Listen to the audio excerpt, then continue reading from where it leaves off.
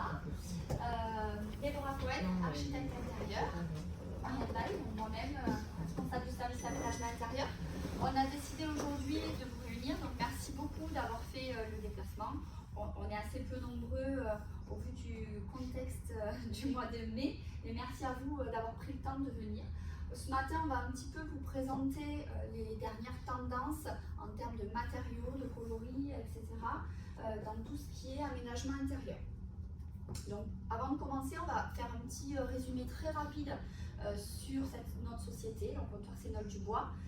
Donc, le comptoir Sénol du Bois, qui est né en 1977, qui a une activité qui au départ n'est pas du tout celle d'aujourd'hui, mais qui en 2000 prend un virage, le virage qui devient CCB d'aujourd'hui, petit à petit. Donc, cette société se structure, évolue, pour en 2016 devenir appartenir au groupe André, donc créé par Stéphane André, notre dirigeant actuel. Cette évolution ne cesse de s'arrêter puisque nous sommes passés de l'entreprise d'Andus avec la scierie au dépôt d'Alès, en passant par notre dépôt et notre plateforme de stockage à Cardé, qui distribue l'intégralité de nos négoces, mais aussi un certain nombre de négoces du sud de France, par l'achat de Panodoc à Béziers, et puis le dernier bébé, Boisdoc sur Latte, qui est très récent, maintenant au mois de février. Donc, les matériaux d'intérieur tendance en 2024, c'est le thème de ce matin. On va décliner cette présentation en plusieurs parties. Donc, les revêtements muraux dans leur ensemble, mais aussi les plans de travail, les piètements sur mesure, les blocs portes rénovation, donc pour vous, professionnels, qui est un gros point avec un gain de temps certain, les placards et les placards sur mesure. Donc pour commencer sur les tendances du coup, on va dire de cette année 2024, je pense que vous avez tous déjà entendu parler du style scandinave, donc qui était un petit peu le style des dernières années avec beaucoup de bois clair, des couleurs très très claires, quelque chose de très lumineux. Aujourd'hui, on va vous présenter la tendance Japandi, qui est en fait une alliance entre ce style scandinave et des touches un petit peu de style japonais. Donc ça vient se matérialiser par des couleurs toujours très claires, mais on y ajoute à ça des tissus, par exemple du lin, des choses un petit peu plus vaporeuses, de la transparence aussi. Et on a du coup ce bois qui reste vraiment au cœur de ce style-là et qui vient vraiment mettre en valeur cet espace-là, le côté lumineux de l'espace. Donc c'est un petit peu, on va dire, le style qu'on a souhaité vous présenter aujourd'hui, qui met vraiment le bois au cœur de tous les projets. Donc le bois, qui est un matériau très actuel, donc très actuel pour beaucoup de raisons, pour la chaleur qu'il peut apporter dans un intérieur, mais aussi ce côté brut que les gens recherchent énormément et ce côté écologique. Il y a deux autres matériaux, donc le béton ciré et la pierre. Déborah va pouvoir vous parler de façon plus précise que moi, puisque ici, notre domaine, c'est le bois. Donc en fait, aujourd'hui, on m'a demandé de sélectionner trois matériaux, un petit peu les matériaux tendance du moment. Donc il y a le bois, on ne va pas en reparler. Et ensuite, on a sélectionné le béton ciré et la pierre, parce qu'en fait, ce sont deux matériaux qui font vraiment référence aux matières brutes, donc surtout le béton ciré. C'est un matériau qui est un petit peu une alternative au carrelage, où on a quelque chose une surface sans joint, sans interruption, et donc c'est quelque chose qui est quand même assez demandé aujourd'hui. Ça permet d'apporter un petit peu plus de grandeur aux espaces. Et la pierre, donc en plus un matériau local qui apporte, on le sait tous, beaucoup de cachet et de charme à nos intérieurs. Donc c'est un petit peu les trois matériaux du moment qui réunissent ce côté matière brute et matière naturelle. Il y a aussi les couleurs du moment. Donc dans les couleurs du moment, il y a le terracotta. Je pense que tout le monde a vu cette tendance assez récente du terracotta. Ça rappelle aussi les couleurs de la nature, ça se rapproche de l'argile, de la couleur de la terre. Mais on a aussi des couleurs, donc là je l'ai associé à deux couleurs un petit peu plus claires. La couleur sable, pareil, donc une matière qui est issue de la nature, et la couleur blanc cassé, qui n'est pas un blanc pur, mais qui vient donner un petit peu plus de chaleur et qui se rapproche aussi même des couleurs de la pierre que l'on a pu regarder juste avant. Donc toutes ces tendances, on va essayer de vous les présenter de façon simple à vous professionnels, en partant sur des projets concrets qui ont été demandés à Déborah, pour lesquels elle a utilisé donc des matériaux de chez nous. Elle a accompagné ses clients particuliers dans l'établissement de ce projet en les conseillant sur ces matériaux, ces coloris, mais elle a aussi accompagné vous, professionnels, dans la réalisation pour ses clients. Donc elle a pu vous guider, vous mettre en relation, etc., etc. Donc le premier projet qui a été demandé à Déborah et qu'on a décidé de sélectionner aujourd'hui, qu'on trouve très intéressant, c'est d'aménager un espace bureau chez soi. Aujourd'hui, on le sait tous, le Covid est passé par là et les méthodes de travail ont changé. Bien évidemment, dans nos habitations, très peu de personnes avaient un espace de travail. Mais aujourd'hui, ça devient essentiel. Ça a vraiment intégré nos habitations, mais qui a la place? Ce n'était souvent pas prévu. Donc, il faut composer dans son intérieur et trouver un espace, souvent dans la pièce de vie.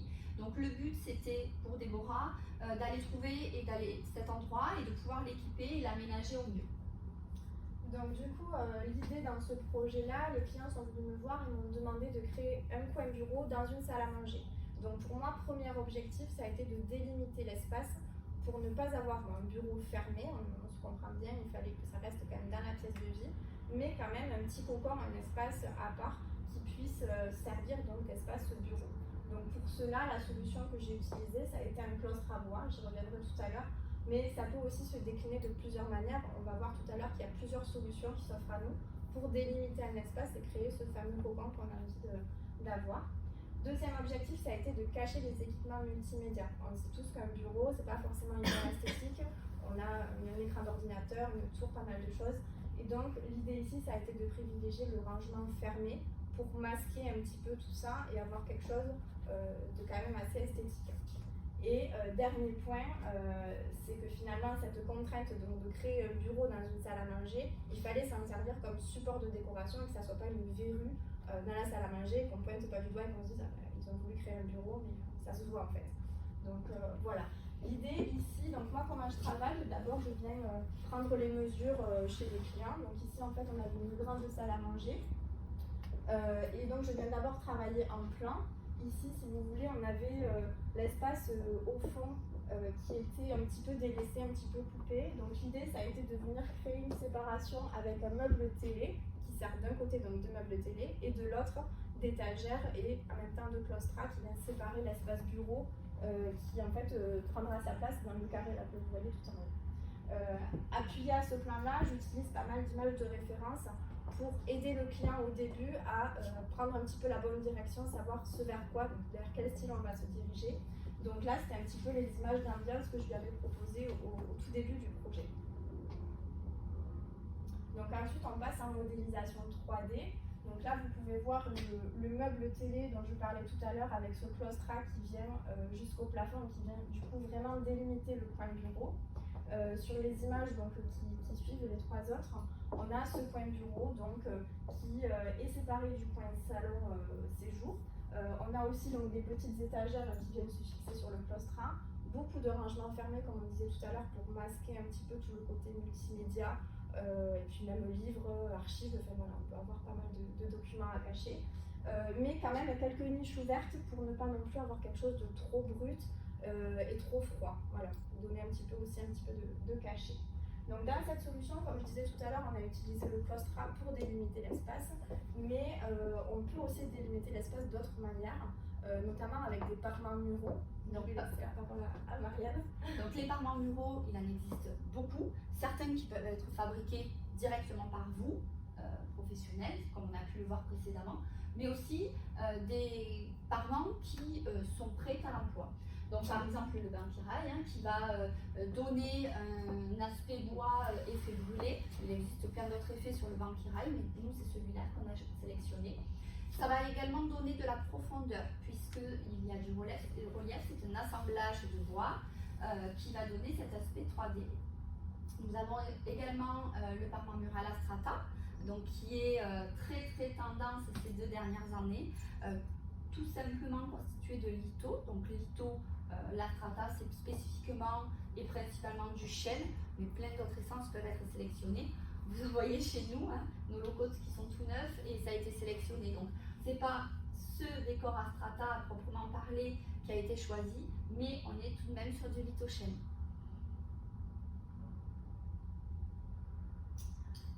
Ensuite, pour délimiter un espace, donc on a parlé de revêtements muraux, des claustrats, tout ce qui peut se passer finalement en vertical, mais ça peut aussi se faire au niveau du sol. Il y a plusieurs revêtements de sol qui peuvent venir aussi délimiter un espace. Donc le comptoir Sénol du Bois, nous avons la chance de faire partie du groupement Gédibois.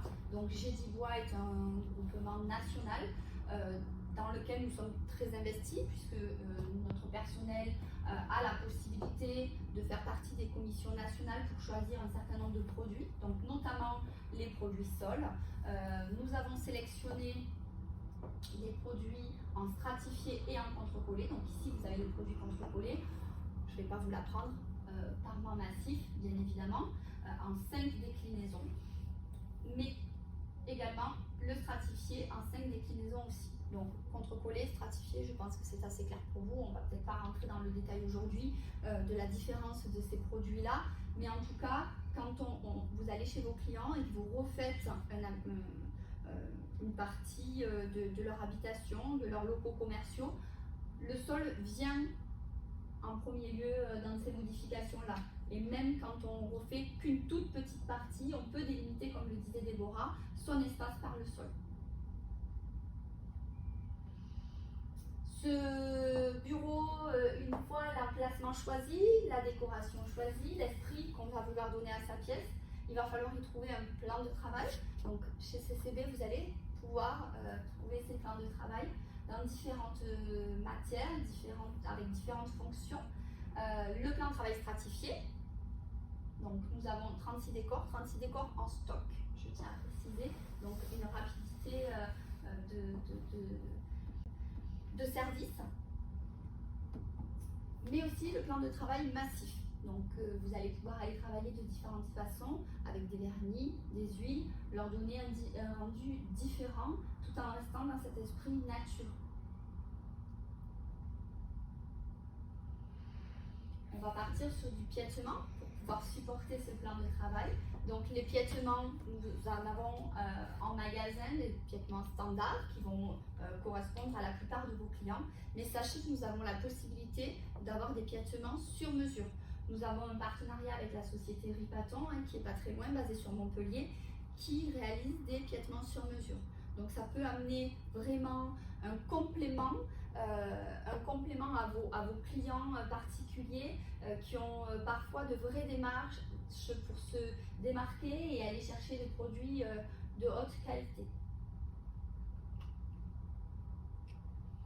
Le deuxième projet dont nous avons décidé de vous parler, c'est la rénovation des portes intérieures. Effectivement, ça passe souvent par là, quand on refait son intérieur, ou en tout cas quand on achète un bien, on se rend souvent compte que des menuiseries intérieures basiques ont été installées. Et on a parfois envie de venir modifier cela.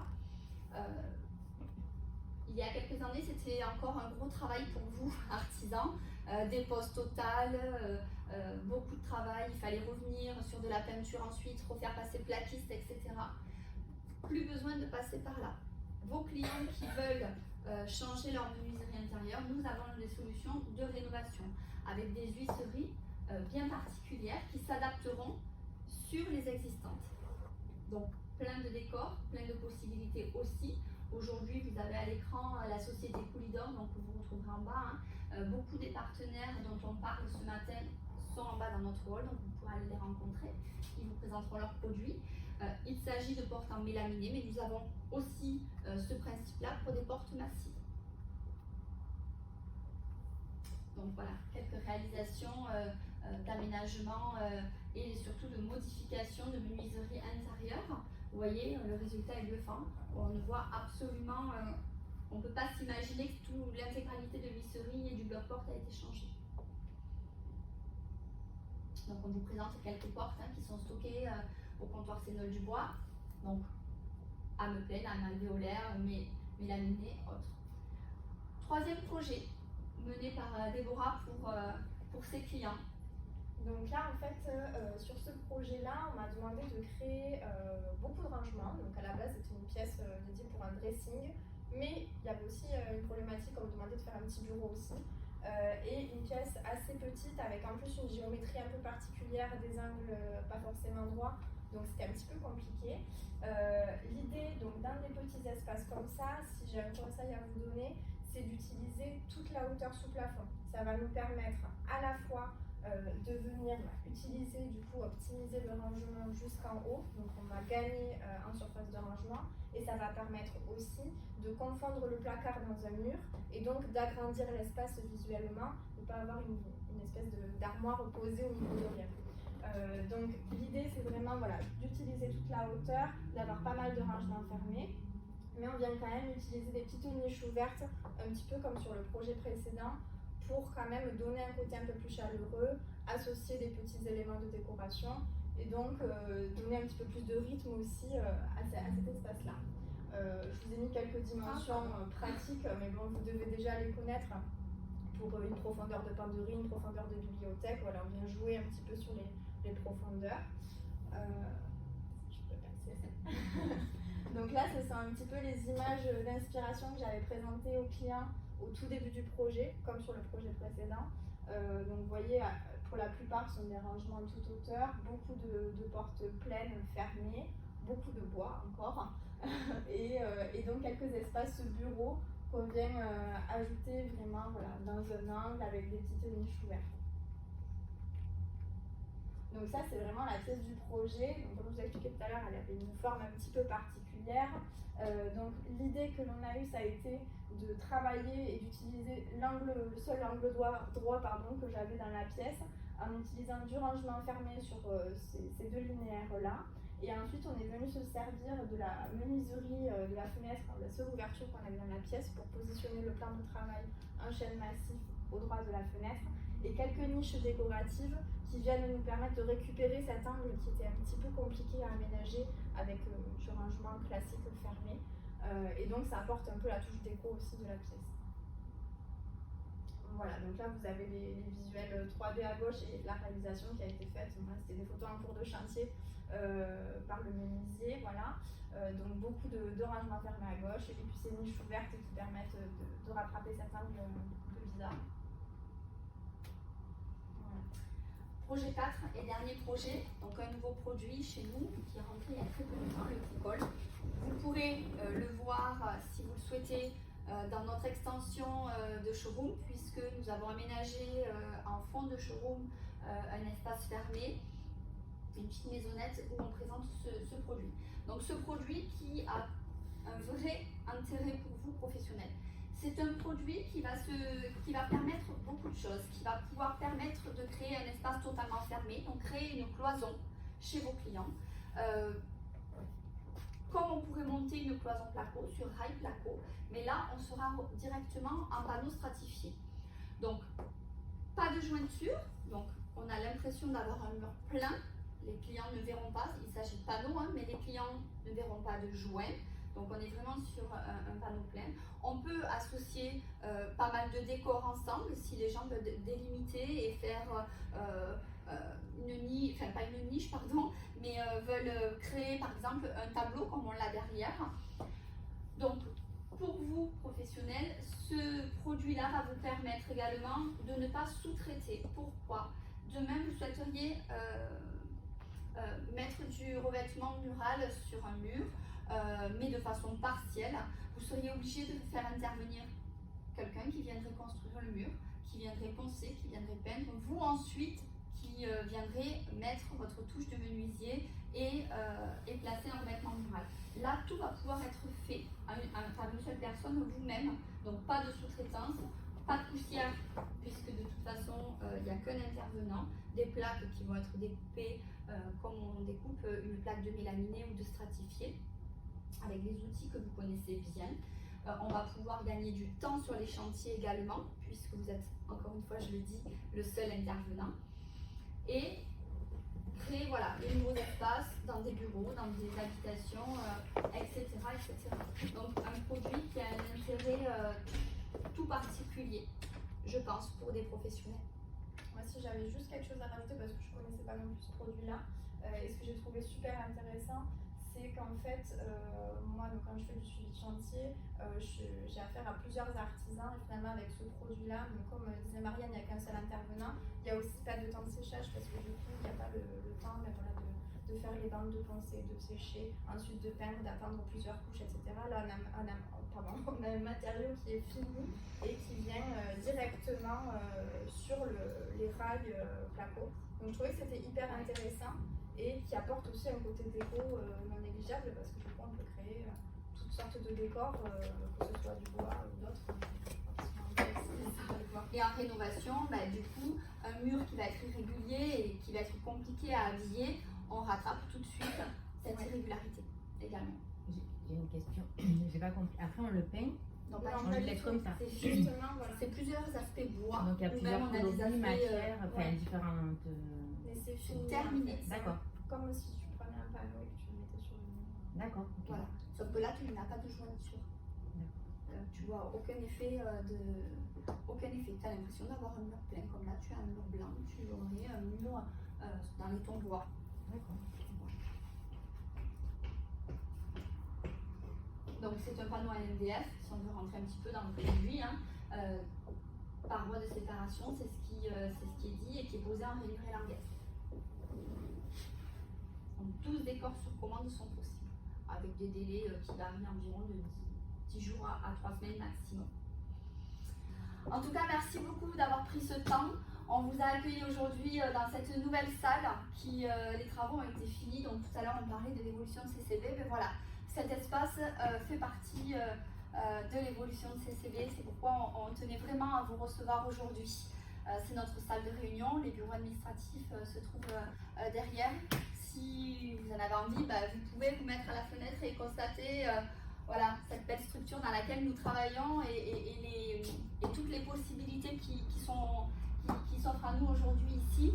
On a parlé de l'aménagement intérieur, mais CCB c'est plein d'autres choses. C'est la structure, les bois de structure, la menuiserie, voilà, c'est beaucoup de choses. Donc on a vraiment des personnes qui ont en charge des projets différents et qui sont vraiment spécialisées. N'hésitez pas à vous adresser à ces personnes-là si vous avez besoin. Merci beaucoup en tout cas. Merci.